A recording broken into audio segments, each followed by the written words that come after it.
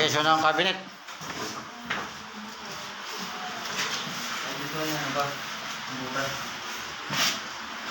Malapit na matapos yung pabrikit na cabinet.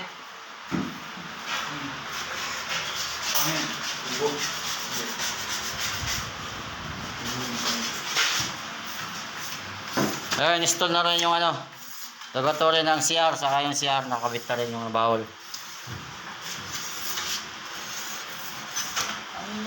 Papa ko yan. Papa daw ni Ryan to, nakabit. Master ng lavatory.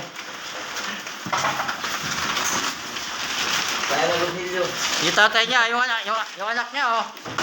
Palangiti lang. May helper. Yan, the best.